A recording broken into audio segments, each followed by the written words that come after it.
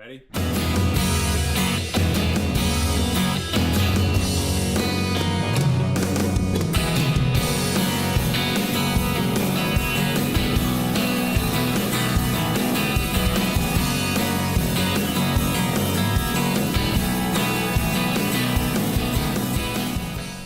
Live from the Asbury Park Music Foundation and presented by Mogo, this is OneMore. I'm your host, Brian Erickson. Each week, we bring in new guests, we sit them down at this apparently brand new table, and we find out why they do what they do. This week is no exception. We have Drew Novelli, and we have a night of history with Kat, Kev, and Russ. But first, and as always, Chris Dubrow. How's it going, Brian? Good. That's 2 weeks in a row. Yeah, it was a good one, and this table is really unstable. I'm questioning the. We got to really. Is Jim Lenscold from the foundation around? Is he? We got to really. Jim, we need a new table. We need already, a new table, or we just need a wrench to tighten everything. How are you doing, Brian? I'm all right. It's cold out. It's miserable out. Okay, let me ask you, as I want to do, what are some of your favorite winter albums? What's some albums you like to listen to when it's nice and bitter cold out? Ooh, good question, right? I've been thinking about that. I was listening to some Mac DeMarco. Are you a Mac? Do you listen to Mac DeMarco? No, I just started. Okay, you're figuring it out? What are you thinking? Because I don't know anything. He kind of, I always sort of group him in with those, like, who's in it, like Kurt Weill or Cass McComb, like those guys that just, every time they write, like they just put an album out every, like, or Ty Segall or something like, where they just put out albums. That's because they're making it on, like, in their houses by themselves. Well, yeah, so it's like, oh, we got 10 more songs, so here's an album. But it's like, okay, so every time they make an album, you're gonna have like 2 or 3 or 4 just A-plus songs, you think so? And then a bunch of just duds. Yeah, okay, I don't know. And it's like if they just took, 4 years or 3 years between albums, you could collect all the good stuff, right? But I don't know. I'm kind of getting into them though. Would you say that's good winter music for you? I mean, maybe because I'm discovering it now. Okay, maybe, but it's kind of low key and acoustic, it's not that bad. It's not some of his whatever the album was. I think he put out like last year. You gotta remember, the beauty of me is I became an old man very young, so like I just kind of figured out the beautiful of like the bliss of ignorance of just like I don't know new music, I don't have the time to listen to it, and I just have like my bands, and like every now and then I'll like grab a new artist, but like. So what's some winter records? I mean, obviously the National, as a future sad dad, I'm legally required to like the National, like them, yeah. So like High Violet's big for me. Any of the jazz that I have. England is High Violet is their best album. Song. They really killed it on that one. Didn't like the latest album. Hey, The National, step up your game on the next album. I know you guys are like the biggest band, but I didn't like that one. I don't know. I find that there's certain Mountain Goats albums that are great for winter. Get Lonely, obviously. Oh, of course. Very sad album. For me, winter is a time of year of reflection and sadness. You know what I like too is, and I was listening to this, Spiderland by Slint. Like some real. That's a deep cut. It's for me at least. It's a pretty well-known album, but it's like some real. It's like heavier than you would think I'd listen to. It's like post-rock. After the bombs go off and you emerge from your fallout shelter, like that's the music that plays as like the sort of haze of nuclear winter hangs low above our heads. Someone's reading The Road by Cormac McCarthy lately. I love that book. I don't. It's so sad. Oh. Let's talk Cormac McCarthy. This is the episode. We're not here to talk about Cormac McCarthy. Ladies and gentlemen, OneMore is brought to you by Mogo. Brian, did you hear that? Pause. It's a rumbling in my stomach that can only be satisfied by the savory goodness of Mogo Korean fusion tacos. Angrily, somebody get me some Mogo. I will burn this entire building down and bury the ashes. Matt Smith, our producer, ladies and gentlemen, takes a bite and talk with your mouth full. Featuring fresh homemade ingredients, family recipes, and a variety of menu options, Mogo is bringing traditional Korean flavors to the masses. For the past 3 years, Mogo has been a leading sponsor of Asbury Park Live, a free weekly summer concert series run in conjunction with the Asbury Park Music Foundation. This event series not only showcases emerging and established Asbury Park acts, but also raises money for youth music education, including the launch of a new Latin music summer camp last year. It's a wonderful camp. I'm enrolling again this summer. Got me on that one. So visit any one of their 2 locations, Cookman Avenue or the Asbury Park Boardwalk. Always nice to stop by the Asbury Park Boardwalk in 8-degree weather for casual sit-down dining or takeout. The prices are always fair and the food is always fantastic. Mogo Korean Fusion Tacos.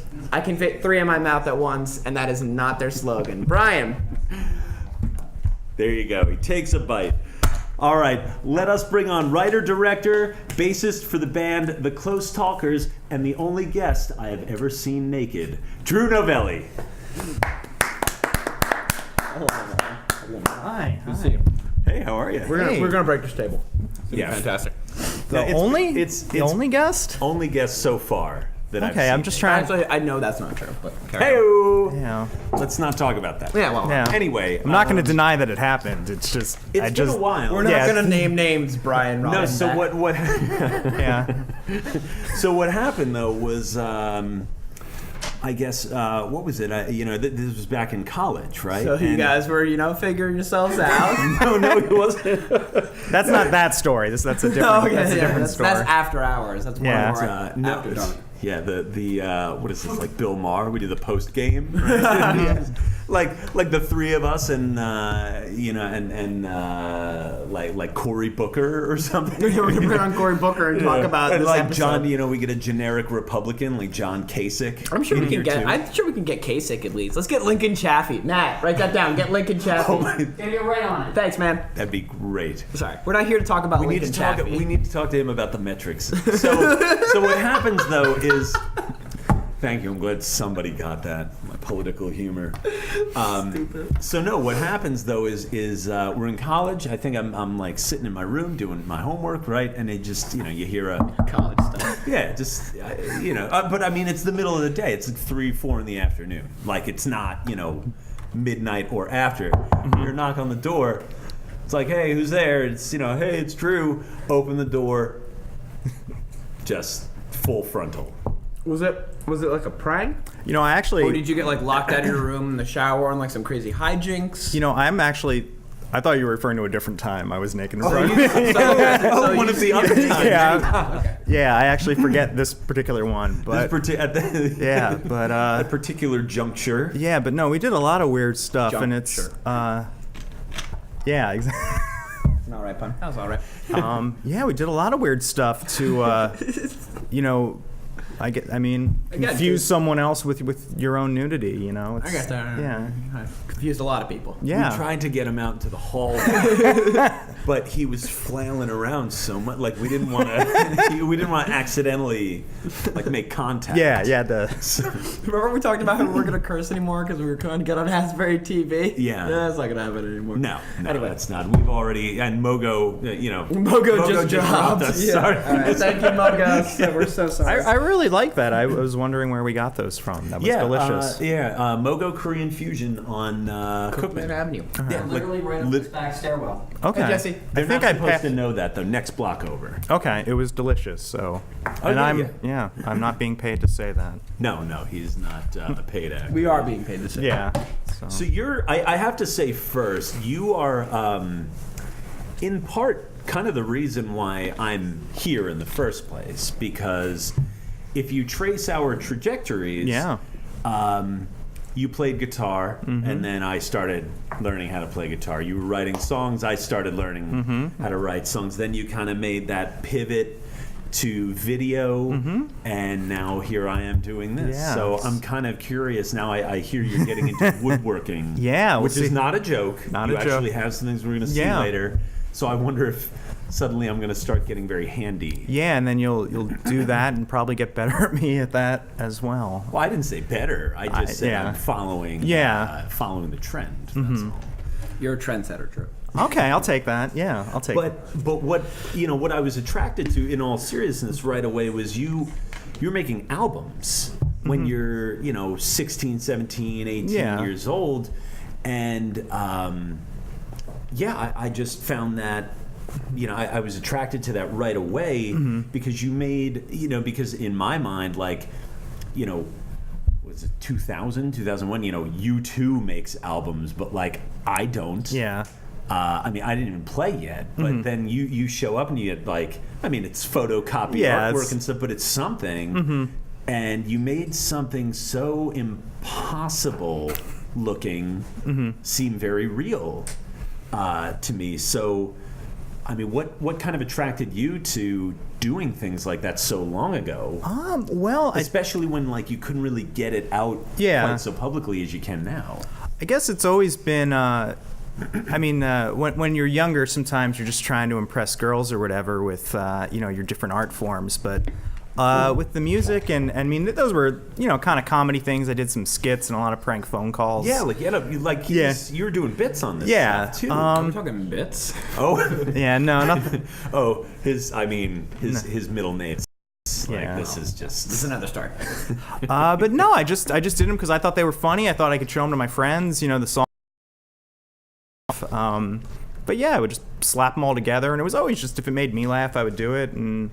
Yeah, if as long as I wasn't getting in trouble for doing prank phone calls. And I got in trouble by my parents. And one of them I actually have, because I would record incoming phone calls too. Because this is back in the days when if you got a telemarketer, you would actually get an actual person rather than just a robocall. And I tried to record all incoming calls in hopes I would get a telemarketer, and I got a few of them because they're so much easier to mess with.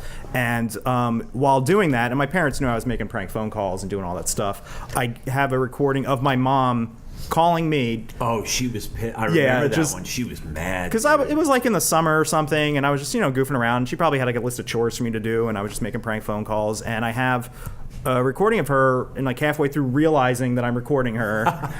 And then just yelling at me for a few minutes, like, why aren't you doing anything productive? And that was probably one of the better ones of just... Yeah, no, that was great. Yeah. So, like we said, you had bits, you did prank phone calls, you wrote songs. Now, when these records came together, was there a method to it? Or was it like, all right, I think I got enough for a record, so here's the next thing? Yeah, pretty much. It was just... Because you do... work with this, sort of modicum of organization. Like you're not a very chaotic individual. Yeah. Well, back then when I was doing it, when I was making the recordings and albums, it was just, I had enough to fill up a CDR, and then I'm like, all right, well, let's see if I can get a couple of bucks from people at school from it. So I would just burn as many copies as I could and sell them for $3 and make a profit. And just slightly above cost. Just slightly above cost. And I didn't do any of the legal background of knowing if it was okay to sell a recording that was recorded illegally back then. And it is not. It is not. It is highly illegal, actually. So. Yeah, you probably owe Tom Petty at least like $6. Did you call Tom Petty? Oh yeah, we did a Tom Petty parody. Yeah. No, not that, but like prank calls. There's like, I kind of the days have gone by where you can now it's kind of impossible to make a prank phone call now. Well, no, I wonder though because you. I've done zero research on. Because no, legally speaking, certain states.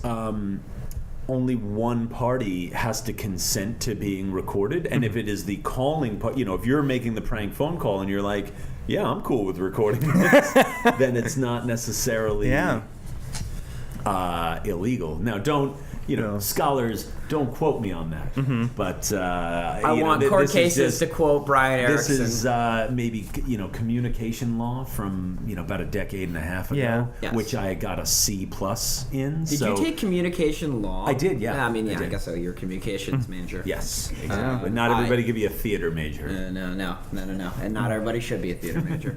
So it also felt like when you were doing this that you were like a student of comedy in a way, because you were reading a lot of books about different comedians and things like that. You were even kind of doing a little bit of stand-up on your own.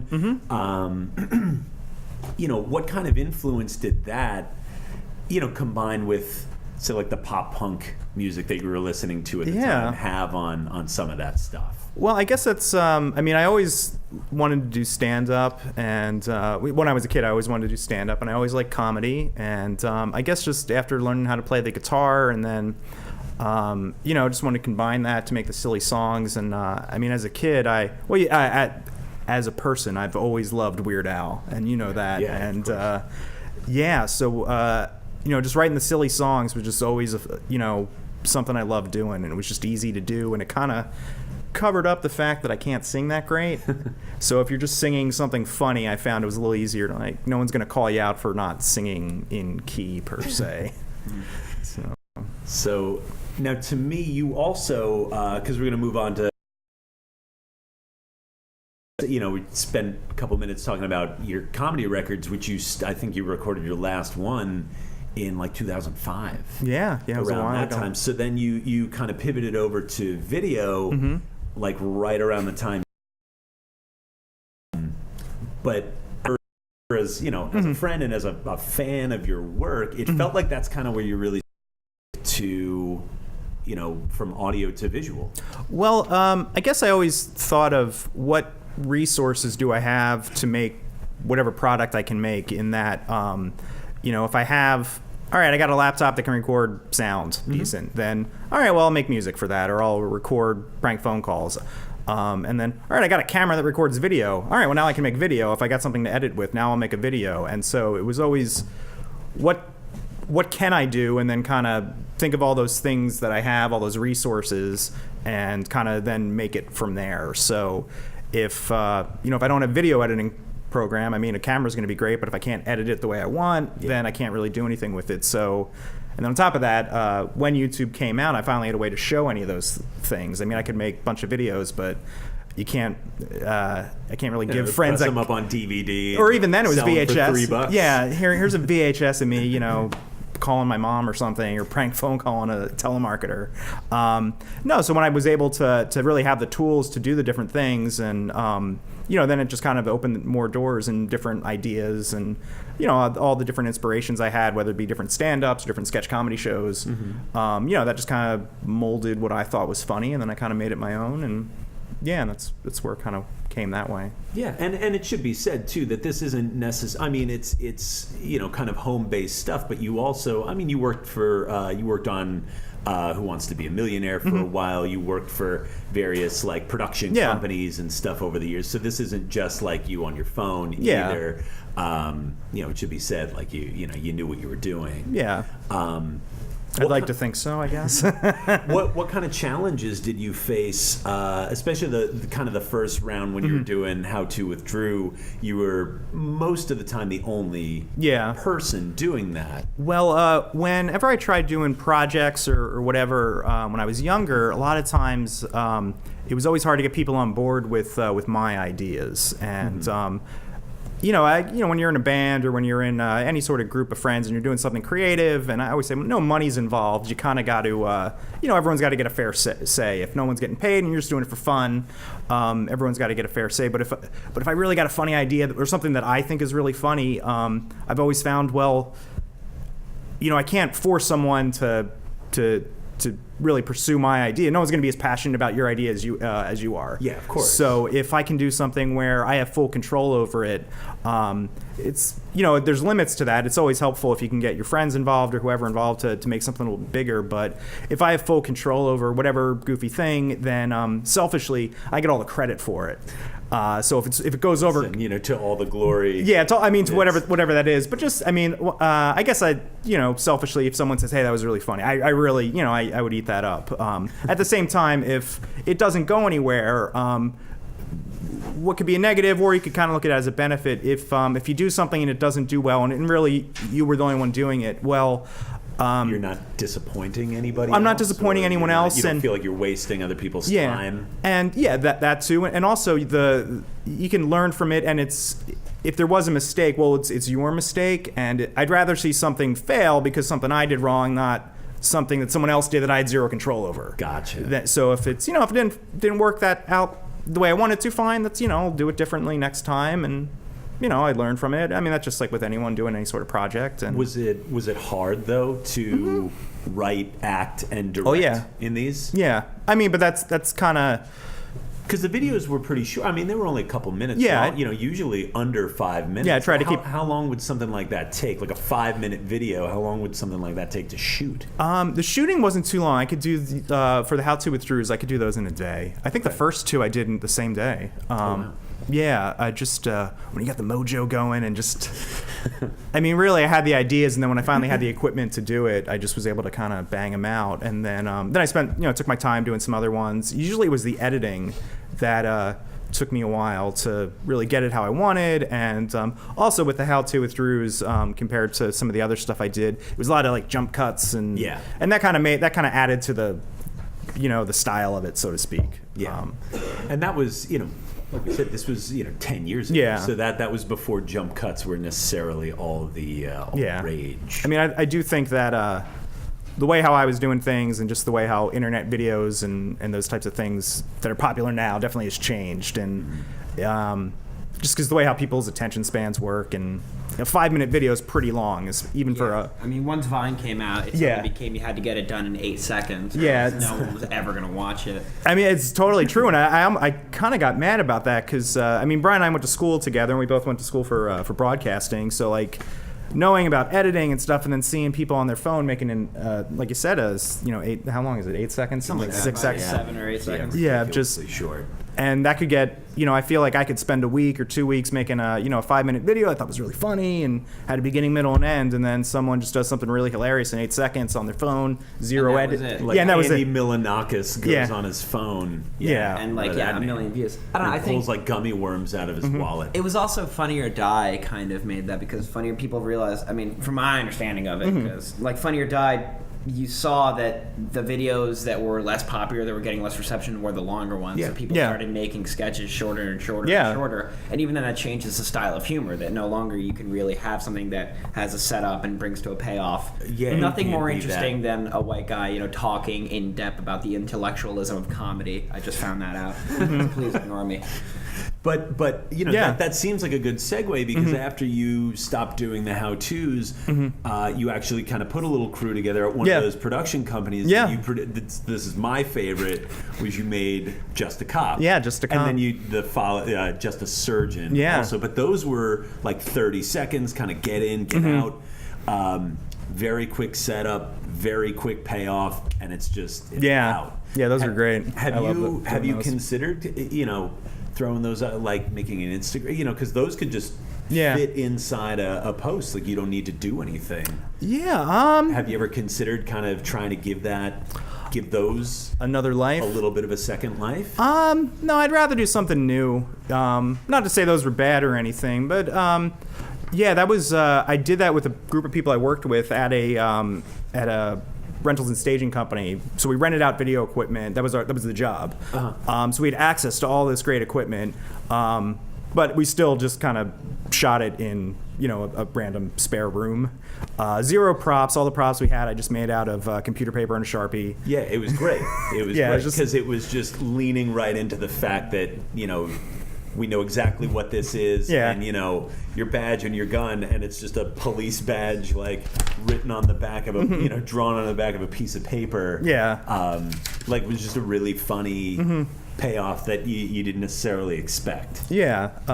We had a great time making those, and we eventually, when we got more serious about them, we did do it after hours. But the first couple ones that we shot, we were on the clock, being paid, and the boss, and the boss just wasn't in the office that day. Best way to do work, man. Yeah, and we might have said, "Oh, yeah, we're just testing this camera. We got a new camera. We got to test it out." And just filming dumb shit. Yeah. Done. Yeah. And the one of the guys who was in it, we I think both times it was me and a guy, Eric LaPlante, who really came up with the ideas and kind of developed both of them. Everyone else in it, we didn't so much ask them, but kind of tell them. Oh yeah. And we were when we first started, we were a little more senior at the office there, so we kind of could like play that card of just like, hey, stop what you're doing. We're gonna do this. Just read this funny script and act angry and. Yeah, and I mean the guy, the people you had, the guys you had to do that really played into it. Like, they really kind of leaned into the. Yeah, it was a great cast, and yeah, it was a great group of people that just happened to really, in addition to all working together, kind of all had some really good talents and stuff, and just made it really fun, and it worked out, pretty well. And now you're back into music. You play, and I mean, anytime you guys play, we have Chris announce. I do appreciate that. As 22 covers and 2 whole originals. We got a few more covers. Oh, yeah, we got a few more. So yeah, You really showed him with that. Yeah, no, it's okay. It's okay. So what's this? Biting remark. So what's this project that you're back doing music with? Yeah, we're called the Close Talkers, and that's supposed to be a Seinfeld reference. Yes. Okay, I'm not sure if everyone gets that. No, I think it's Okay. It's good enough. Okay, I yeah. mean, you could call yourself like Man Hands. Yeah. That's actually a really good punk band name. Yeah, that would be the original. To start What if writing you original. just made a band and just called it Seinfeld? I'm gonna do that now. I'm just gonna make a project and put on just Seinfeld.bandcamp.com. You have to spell it right differently. SIGN. Yeah. And just FELD. say I'm gonna do a cover of the theme song. No, I'm gonna do this. I'm gonna get sued by Seinfeld. That's Right. my goal in life, of course, is to get sued by someone famous. I almost got sued by the Foo Fighters. That's another story for another time, ladies and gentlemen. Well, let's do that next week during Yeah. the intro. Remind me. Matt, make a note. So anyway, Yeah. so back to you. Back Yeah. to the Close Talkers. So we're, it's myself, 3 other guys, all married dudes, and just, all have day jobs, and just like playing music. We play, 90s, 2000s rock, so the Seinfeld reference kind of felt, Appropriate. felt appropriate. A lot of bands actually exist that have a Seinfeld reference as their name. Yeah. So when we were trying to pick one, we had to kind of dance around that a lot. Well, now you need to put a show together, which is a bunch of Seinfeld named bands. Wow. The Close Talkers, Newman, the Soup Nazis. Hello Newman is Hello Newman a band name? That is a good band. Serenity Now. Serenity Now is good. We had a whole list of them, and we just kind of picked the ones that we thought were the funniest. And we were called Spongeworthy a few times. We never played out as Spongeworthy. But, Well, that's probably a good That left a idea. bad taste in my mouth. yeah. So, is there? So how often you guys play? You guys have anything coming up? We got a. Really should have wrote something down before this. Check your phone. We'll add it. we'll add it. This is basically public. If you want to bust out your phone, and Keep just saying check it's it real public quick. access. Like Yeah. that is giving us too much credit. Yeah. When's the next? Ouch. Sorry, Matt. Yeah, We're like right above Twitch. as You know we- what I mean? We're right above As we start landing this plane, let's find out what, Also, there's no internet in this room. oh yeah. Well, I'm just gonna pull up the closetalkersband.com, and if you go to our. What is it? The The- closetalkersband.com? Correct, the closetalkersband.com. Our next show is Friday, February 22nd at Black River Barn Yeah. And where is Black River Barn? in lovely. View larger map. Hold on, I have a real map. Historical Society people, where's Black River Barn? Any ideas? New Jersey? Randolph, New Jersey. Randolph, New Jersey. Okay, Yeah, all right. So Where all the parties happen. So as we only have a minute or two left, we have to mention this because it's cool and it's also really random. You've gotten into woodworking. Yeah. Do you have a sample? I do have some of the samples work? I brought here. Did you bring like a pencil sharpener? Is there anything here? So, Is there anything that's practical? like- Can I have something? Yeah, can we? Is maybe. there something So- we could like keep on the desk forever? Maybe. First I'll show you some of these things. So, don't you just hate it when you have to spend maybe $7 for a picture frame? Well, you can just steal some wood from your office and maybe 4 hours later build some picture frames. So I made these. Wow. Yeah. So what's the? What is it? We're getting shots. Jimmy Eat World. Yeah, it's- Sure and certain. Yeah. So I had a. Oh wow, Jimmy Eat World sign. Yeah, I had a signed record, so I built a picture frame for it. Okay. So I think I'd rather spend the $7 if I'm being honest with you. Well, yeah. After I realized the time, the man hours versus. So this is another thing I made, and this is those are my iPhone docks that you can put your phone on. Oh, it's actually So- handy. Yeah, that actually, that's. So you can watch stuff there too. Yeah. So like when I'm in bed, say at night, and I'm like kind of laying down, right? Can we get like a good wide? There's no angle wide enough to get you. I just sort of do that, and You can. Yeah. Yeah, we can just prop that up. Or and like I'm laying in bed watching One More with Brian Erickson. Yeah. Presented by Carousel Arts. A little narcissistic. You'd watch yourself if you had a TV show, and you know it.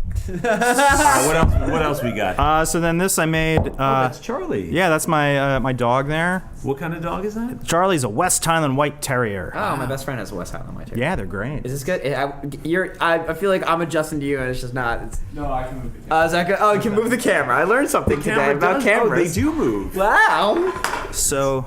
I always wondered how they did that in films. Another thing I do is, so all the wood that I get, I just, I say steal, but it's in the garbage, so it's fair game. I take pallet wood from my office, and then, because in that way, when you're starting it, if you mess up, it's free.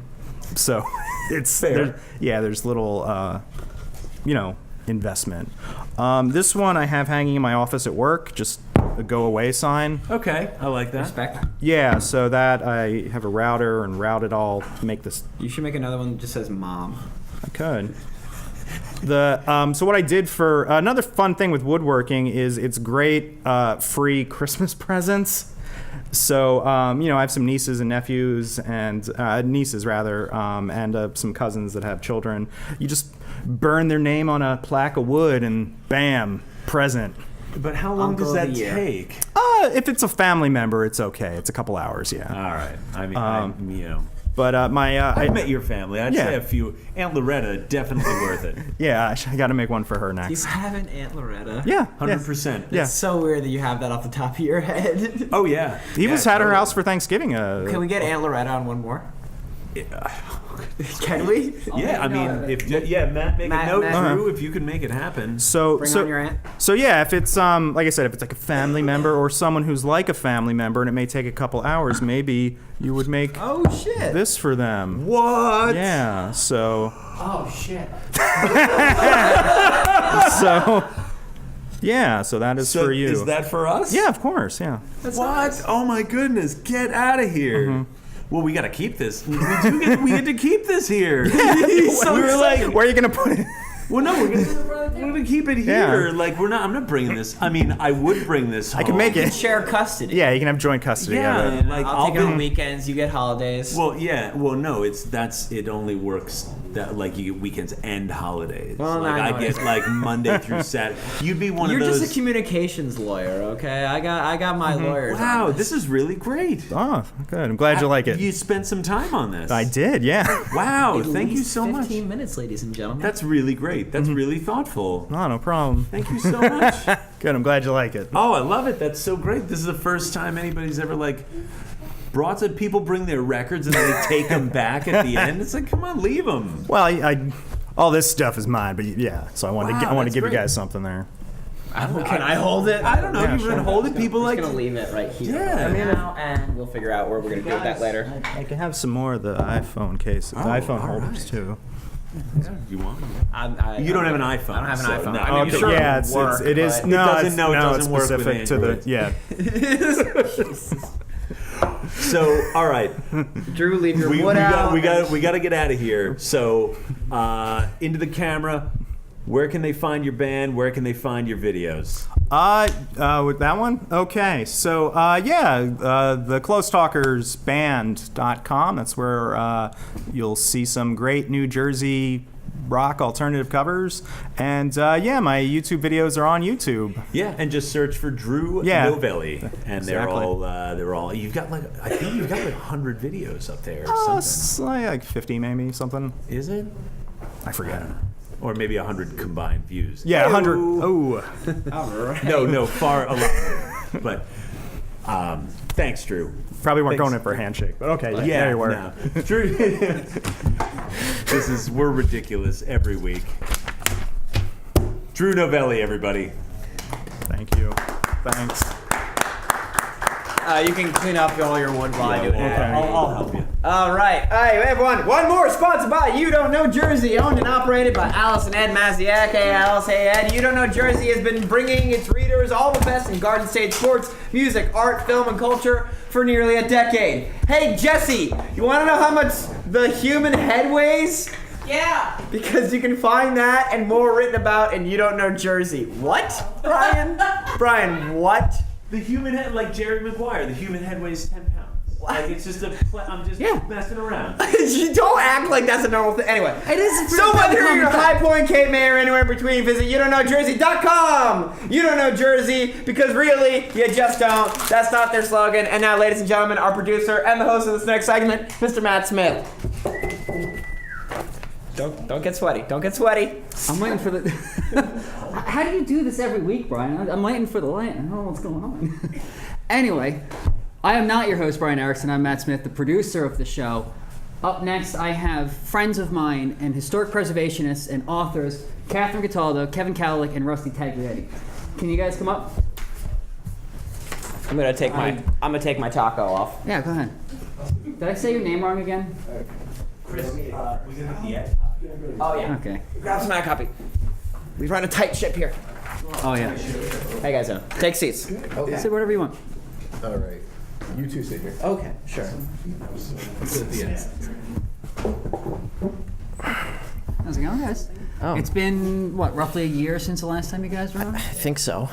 Yeah, and last time you brought a lot more stuff with you. Yeah, that was before or right after the release of the Overbrook book. I thought it was right before. It might have been You right didn't before. have a copy at that point, but you brought like Promotional 12 different artifacts from the building. Yes. So then it was right before, when it was still standing and I had permission to take things. Past the building. Yes. Yes. Plus a door. I did have a door. We'll talk about that later. But to my right is Kevin Cowlick and Kat Cataldo, the authors of Images of America, Essex County Overbrook Hospital. I keep forgetting that you put both names in there. Well, that's the full name. The full name. Yeah. Okay. And then at the end of the table we have Rusty, author of Abandoned Asylums of the Northeast. And other things. And other things. Is that the subtitle? That's not the actual book title, though. It's not. It's not? No, it's not. And other things. It's comma and Comma and other things. Okay. Well, Rusty, you also run a website called Antiquity Echoes. Well, there's going to be a lot of giggles in this because... I'm just trying to not fall off the stool. Same. But you run the website Antiquity Echoes. Can you tell me about that website, what it is? That's a loaded question. I can make Well, it as concise as possible. Well, it's cool that you bring it up. It's actually, we're going to have running the website 10 years in March. But it started as actually a MySpace blog and a DeviantArt account, like before the website. Long story short, we made it as pretty much the counterpoint to which was all the ghost shows that were on television at the time. We saw a lot of the history being kind of in lieu of circusry and pretty much just exploitation of the buildings. You know, ghost stories, night vision cameras, people screaming. You know, and in fact, what we always thought was most intriguing was that. Well, technically, our fourth book comes out at the end of the month.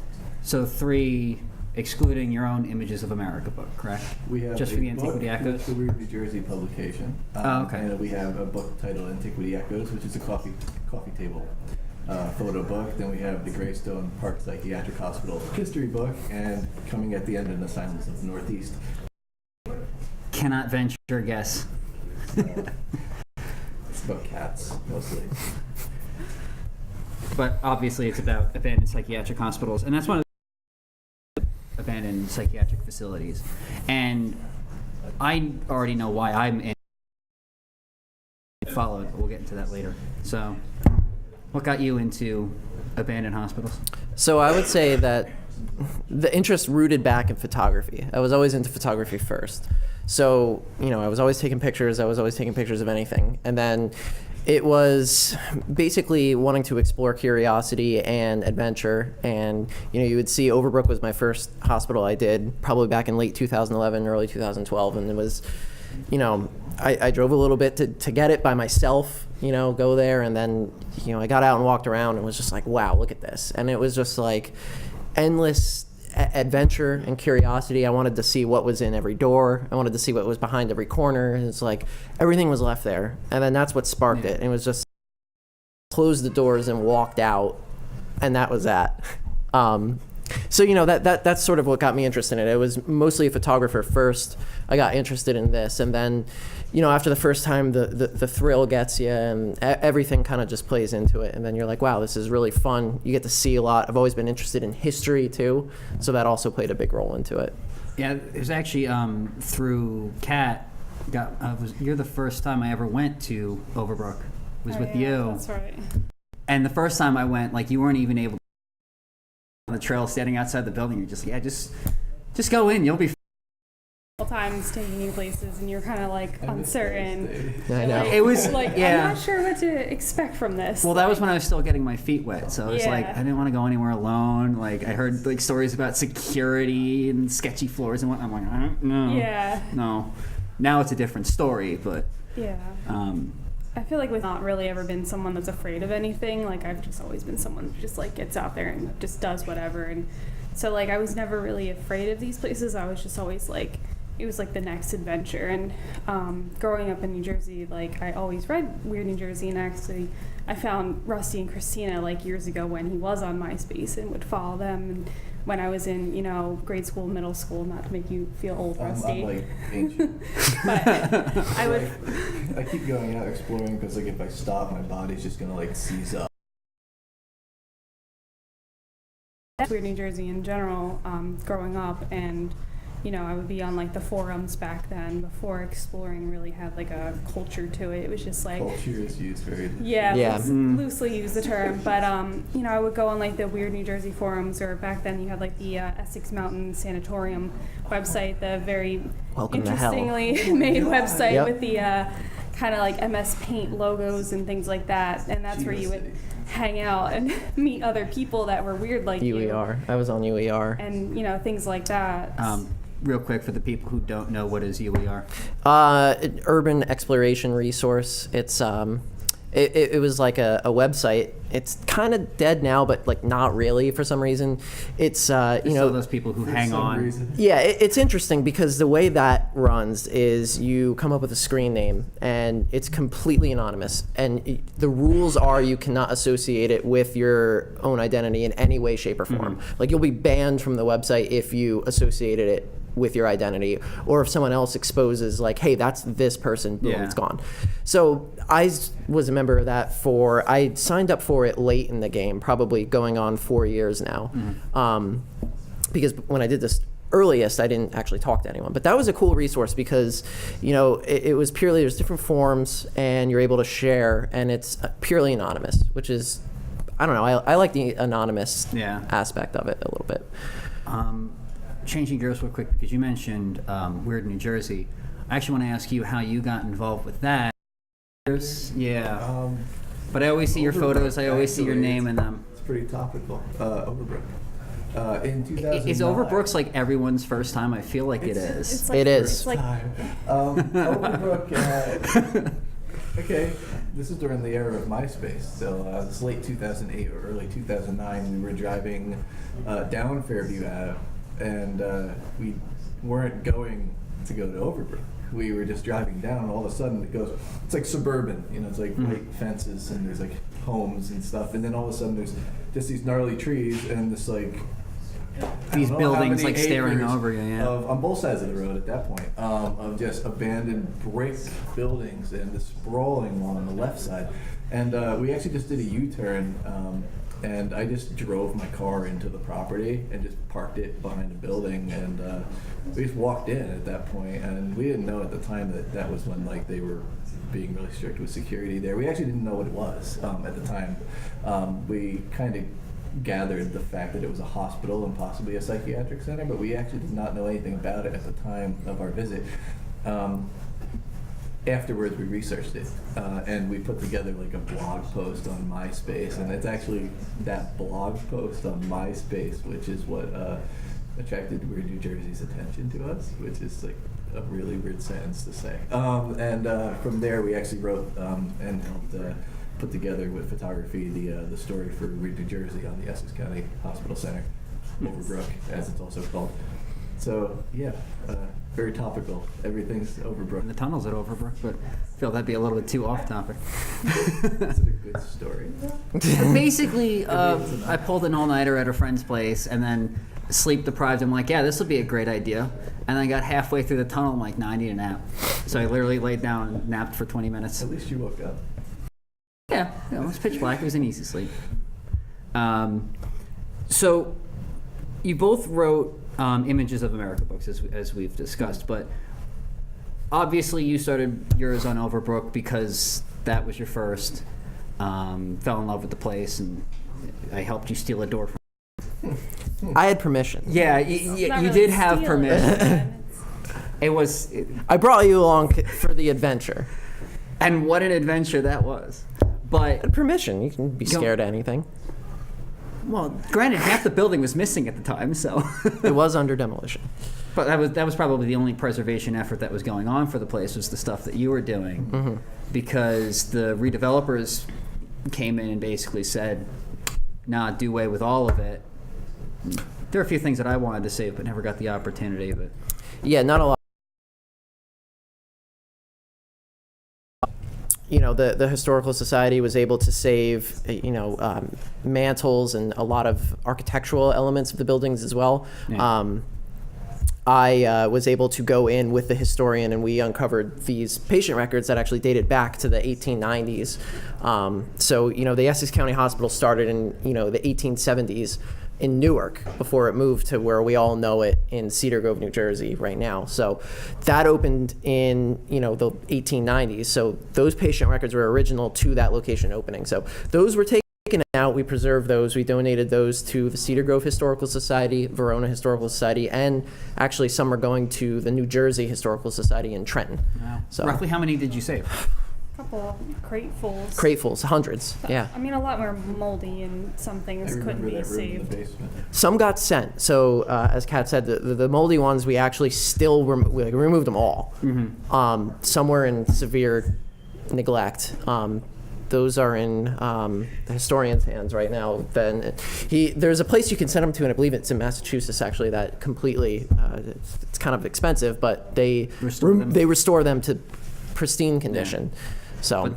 But how many did you save? Like, how many patient files did you pull out of there? Because when I went with you and I saw that mound of Were great. Yep. Just like other documents too that have like historical facts in them that might be like Yeah. something that we need one day.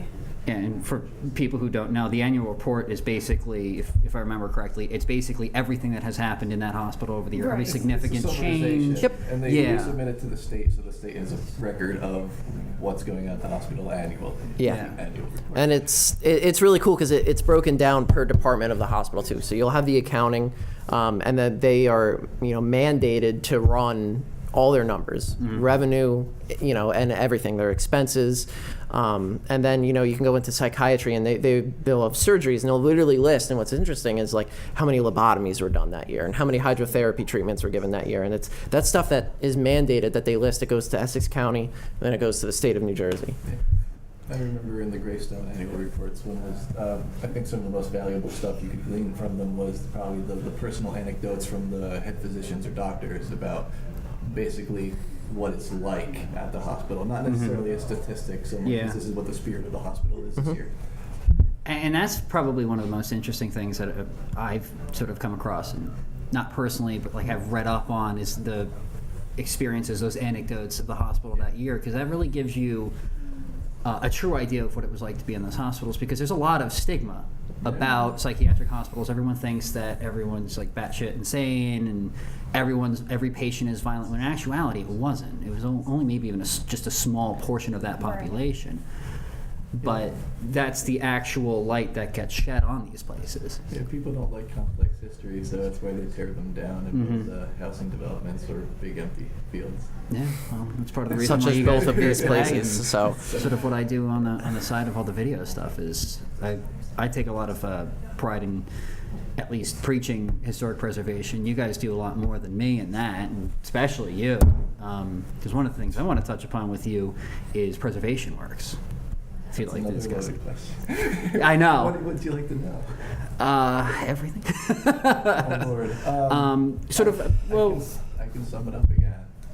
yeah, if you could kind of just give us like their Has to mission be a statement. background to Greystone. So Greystone Park Psychiatric Hospital was a pivotal point, not just in local preservation, but it had a national light cast on it, which I think was very unique as far as preservation efforts of a psychiatric hospital. I've never seen it covered to quite the extent that Greystone was covered. That was because of the grassroots, the citizenry versus the state government. You know, you can't fight City Hall type thing. And even though Greystone fell, there was like so much passion and energy there. Even when the building fell, it was like, where do you put it now? Everyone was upset, but where do you go once the building's gone? The evolution of Preserve Greystone, which was the nonprofit, became Preservation Works. It is actually legally the evolution of Preserve Greystone, and now Preservation Works exists as a national advocacy group for the preservation of the remaining Kirkbride structures, which is what Greystone was. That's in strengths between the different satellite preservation groups for their own community hospitals, so that they're that much stronger for it. I wish something like this existed during the Greystone fight, and pretty much that's why it was created. Christian Van Antwerpen is the creator and president of the group, and the Greystone demolition was the spark that kind of ignited that entire project and ongoing fight. Yeah, I got involved with that, and this was actually the first time I've met you, and this was when you're doing your update video for Greystone. Yeah, we're still filming that. But it was that meeting when Preserve Greystone held that I met pretty much all of you guys. And since then, like, I just had an interest in abandoned buildings, and then after that, I didn't realize that there was like so much going on just to save these places. And going to that rally, that first Preserve Greystone rally, was insane, because some people drove all the way out from Michigan. Yeah. Oh my God. I didn't sleep for like the week leading up to that, because like there was just too much to do to actually have sleep. But that was really, really amazing experience, because you might have known that the county did not grant us a permit for that, and there was like 400 people there, and the police, instead of shutting us down, were actually very courteous. They let us go. It almost seems like a lot of the time that the police were supportive in a lot of Yeah. ways. They just let us be, and they did not intrude. They didn't, confront anyone. They stayed at the sidelines. I mean, I think they got pretty angry when someone tried to fly a drone, but that was pretty much it. They were just there in case anything happened or in case anyone showed up. But I mean, it would be pretty sad if someone showed up to a preservation rally with the mindset to cause trouble. It didn't happen. Thankfully, yeah. But so we talked about with Overbrook about some of the preservation, some of the reclamation that you did with them, but there was a lot that was done with Greystone too. Yes. Where they pulled out the staircases, the main This staircases. is another long answer. But it's just I want to touch upon sort of like what can be Greystone was saved. salvaged by an actual for-profit salvage company. Yeah. So that wasn't necessarily retained with historical. But at least it was something though. But it's Phil Buehler, the gentleman who wrote the Wardy 40 book about Woody Guthrie's time in Ward 40 Greystone. He was pivotal in helping get certain items out that actually are going to museums. There's a patient mural from Ward 40 painted by, we're actually not sure who, was a patient at some point. And we were able to get, through Phil Buehler's assistance, mostly through him actually with this one, artist reclaim service and rehabilitation service. It came out of Manhattan, and they took the mural off the wall. It took about 6 hours. The demolition company stopped tearing down the building for us to do this. Got it off the wall and transported. It's still in Manhattan, being restored very slowly. Unlike a normal mural, which is painted on a canvas and then put onto the wall. This was actually painted onto the wall, so it's a lot more. They had to complicated. take the wall. They had to take the several layers of the wall off. It's very complicated to get that back off of the paint, but it's taken like 2 years, but they're almost done. Another one is Woody Guthrie's ward door. We actually, Christine and I took it, and they stored it at my family's old farm. They loaded it into the truck because that building was coming down. It was Woody Guthrie's ward door. We housed it for about 6 or 8 months, and then the Woody Guthrie Center out of Tulsa, Oklahoma drove out, picked it up, and they're fixing it up and putting it in a museum. So, I mean, I think it was a public building, and I'd like to see more of the artifacts from it be able to be seen by the public, so that they can Rather than have to go to an auction house or something. Yeah, well, hopefully the memorial eventually will be something. Well, sadly, we don't have enough time to touch upon that. I do want to ask one more question. If you guys have anything planned for the future, maybe with some of your work or your work. So, is there anything you guys would like to touch upon? I'm really good with those loaded questions. Yeah. I mean, I hope to eventually be able to put our photographs, like mine and Kevin's, together for like more a picture book, like as opposed to, like I like having the history book, but like to be able to tell like more personal story on our end, like what Rusty and Christina had the opportunity to do. It's something like we've thought about doing like alongside with a band in New Jersey, because that's something that I had started a long time ago with some friends, and we still keep up with it. It's kind of like a group project, but I kind of wanted to eventually turn it into, you know, something more and be able to like have everyone tell their personal stories with it, and maybe, you know, have some of the photos brought out into print, because like they're all kind of like stashed away on, you know, old hard drives at this point. Like people have given me things over the years, I kind of just put them away, but hopefully over time I can make something out of it. All right. You got anything, Russ? I mean, we have a book coming out at the end of the month. But who knows what other books are in the works? We always have things, but I think primarily, what? Where's the book going to be available? It'll be available in physical stores, but I mean Amazon if you want to pre-order it. Okay. But I think probably most importantly is just working further with Preservation Works, and not outside of Preservation Works, just with preservation efforts locally and abroad, nationally at least, to ensure that some of our structures are retained. It's encouraging because I see it with more and more passion and more people. Every time there's a fight, people are there quicker, and there's more of them. So I think we're seeing a shift. It's slow though. All right. Well, thank you guys for coming back on the show. Hopefully we'll do it again in a year. Yeah. But thank you. Chris? Hey, oh my God. I'll go to this one.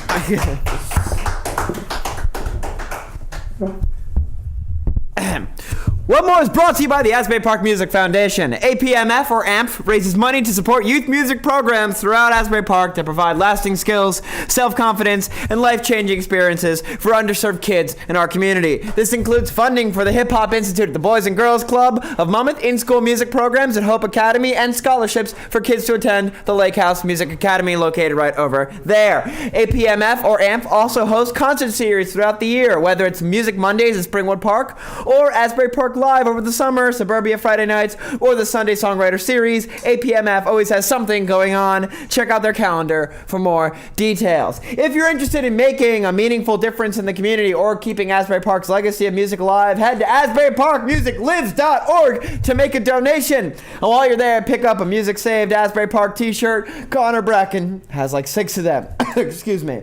All proceeds make it possible to support Music Save My Life youth music programs. Jim, as always, thank you for letting us intrude on your Monday nights. All right, let's get the events of the week while our musical guest gets set up. Events for the week of January 21st, Tuesday, January 22nd. Red Pants, never heard of them, presents a midweek acoustic throwdown featuring Joe and Sarah, Corey and Kara, Catch Me If You Can, Brian Molnar, and Austin Johnson at John and Peters in New Hope at 8 p.m. Free Pet Shop Tuesdays presented by Mint 400 Records featuring A Bird, love that man, Curled Up, and Ancient Babies at Pet Shop in Jersey City. Wednesday, January 23rd, happy birthday Dan Rochwork. Oh my God, listen to his album, it is so very good. Algebra 2, Jackal, Shred Flintstone. Is that really it? Shred Flintstone? Great. That's amazing. Great. I trust that. You gotta be good to have a name like that. Hope and Things at the Saint, Never Been There, 7:30 p.m. Red Pants presents Deirdre Forrest, Corey and Kara, Alice Wilkinson at the Asbury Hotel at 7:30 p.m. You're doing a lot of Corey and Kara this week. Yeah, they're just around. They're good people. They're on their I'm gonna say it. They're talented. Good people. Aunt D and the Boys, Jake Resnick, and the writer of such hits as Boom, Shake, Shake, Shake the Room, Dave Vargo at the Downtown at 8 p.m. That was a good one. Thursday, January 24th, happy birthday to Chris Brown, AP, and Jenny from Lions. Emily and the Ideals, Quentin Smith, and Rory DeLaznow. I hope I got that right at the FM Lounge at 8 p.m. Friday, January 25th, happy birthday, Maddie Carlock. Tough Guy Soda, Fuzzy Slippers, Frank Lost, and the Hell Yeah Babies at Connie's Rick Rack, 7 p.m. Max Cafe Music Showcase featuring Jim Jennings, Bob Linton, Dan Toy, and yes, the busiest man in Monmouth County, Dave Vargo, at Middletown Arts Center at 7 p.m. Weekend Friend, Well Wisher, Romp, and Haunt Club at the AP Brewery at 7 p.m. L'Effect, I don't think that's right. Rusty Mully, Future Reflections, Nerve Damage, and Baby Moms at Rob's Place, Ask a Punk at 7 p.m. Disposables playing the Rock and Roll Girly Show Tiki Party at Otto's Shrunken Head at 8 p.m. The Rock and Roll Tiki Party. Godlings, We're Ghosts Now, and Alex G at the Gingerbread House, once again, Ask a Punk. Full On Empty, Candy County, VX, and After the Burn at the Brighton Bar at 8 p.m. Major Stage present Apollo Saunders and Bohemians at New Blue 151 at 8 p.m.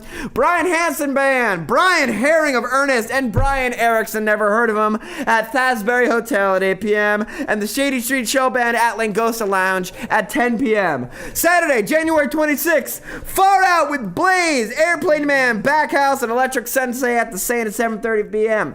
Tulavera, Gene Pool, Junkanoo, and Nerve Damage at FM Lounge at 8 p.m. Sir Sherry, is that Sir Sherry or is it the inflatable head? It's Sir Sherry. Sir Sherry, Solo Bolo at the Old Town Pub at 9 p.m. Goddamn Lev and the Oaks will be filming a music video at the Asbury Park Yacht Club at 9 p.m. The Vaughns are also playing. That's it. Cancel the rest of your plans. And Typhoon, Good Fight, and Johnny Cola, the one, the only, at Fado Americano in New Brunswick at 10 p.m. Johnny Cola, I love you so very much. Sunday, January 27th, brunch on the boards with Amy Makoff and Uncle Riley Shiro.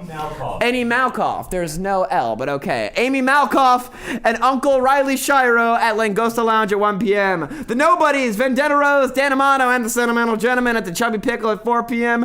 And close out your weekend at the AP Brewery with Thin Lips, Grace Vordington, Earth Telephone, and Luke Hendricks at 7 p.m. And now, ladies and gentlemen, the co-host with the co-most, Jessie McCormick!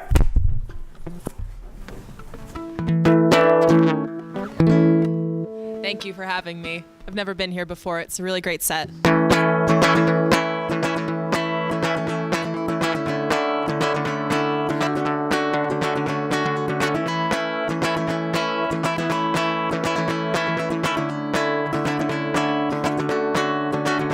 And I want to talk about so many things, but don't want to sound like a rambling madman. I have opinions and I'm afraid that somebody won't like them. And every time I have a thought, someone says it first or says it better.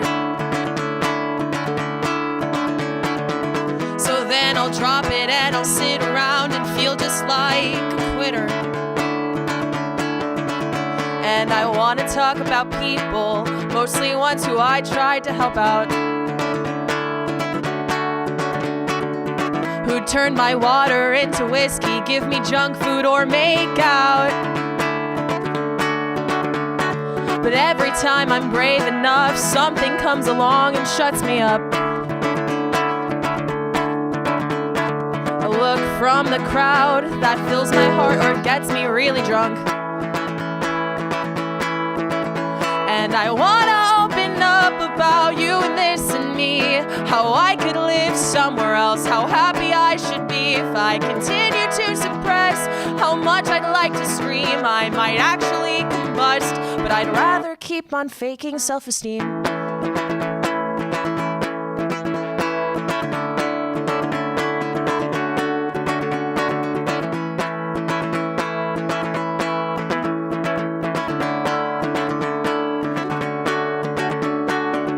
And I'll be damned if I didn't steal this chord progression. if I didn't think it was unoriginal to sing about confusion and depression. But there will be more songs like this one, like the millions before. And it's comforting to know at least nothing's original anymore.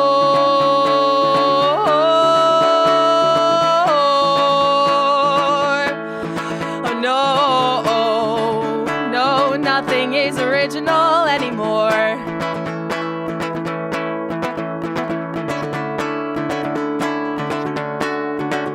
And believe me, I'd love to spill my guts, but fuck that. Thank you. Yeah. So this is a newer one. I wrote it because I'm a nerd. I wrote it on my senior project from college, based on that, kind of about rain and healing properties and whatnot. Yeah, it's called A Song About Rain. I don't have a better title for it yet, so hope you enjoy it.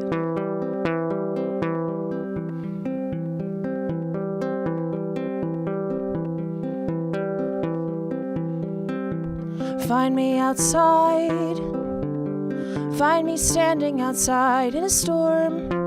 Head up, eyes closed, hands freezing cold and heart warm. I can't hear a thing. I can't hear anything but the rain. And for 5 seconds, I can't hear the shit in my brain, and I love it here.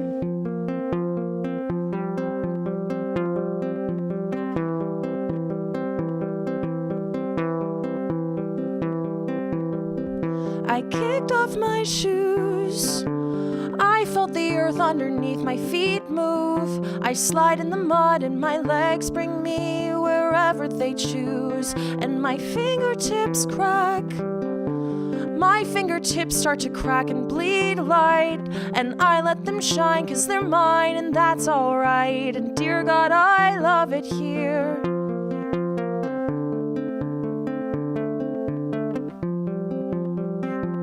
I can't hide anymore. Lord knows I've tried, but what for? Who knows for sure?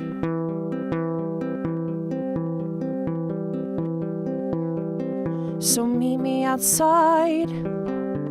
Leave me outside, leave your coat at home. And dance in the rain with me. It's twice as fun when you're not alone. And no one will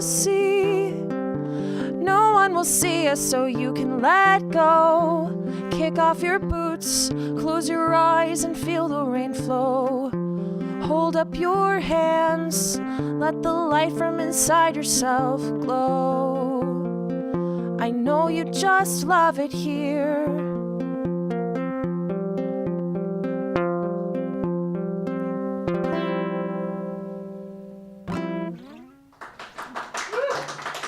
Thanks. So I have one more. That's the first time we've ever heard that joke this week.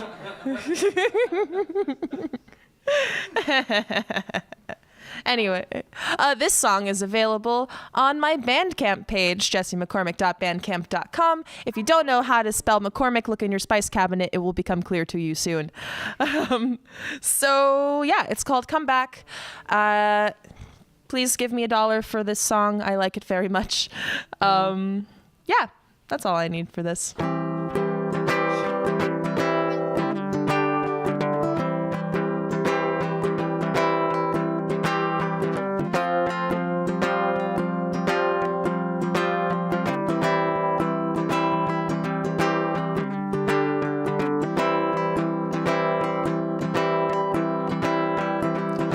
I was doing okay, distracted, preoccupied, and they say, move far enough away, you forget it existed.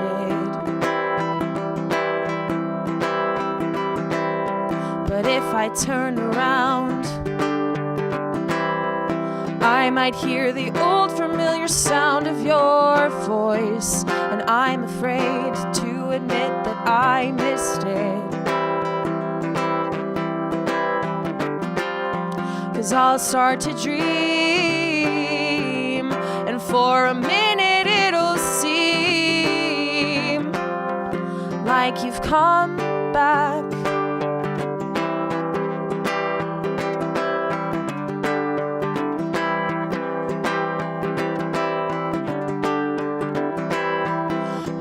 These girls you've been singing about, can't remember the last time that you held one down, but can't help but ask, did I make the chorus? And could I sing along? Or would that sound completely wrong? God forbid the melody bored us. Just turn the radio off. I've heard enough, and I'm tired of waiting for you to come back. Don't make this harder than it needs to be. The love has died for me, and that's fine. I promise it's fine, and I will be fine.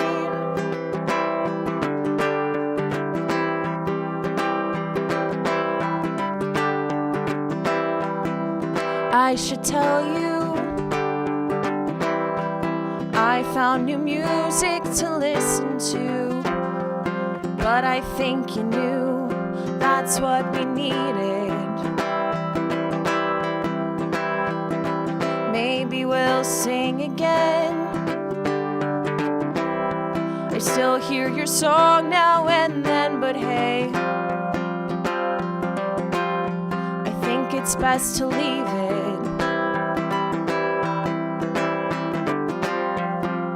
I will never forget, and I'll never regret it, but it'll take a lot for me to come back.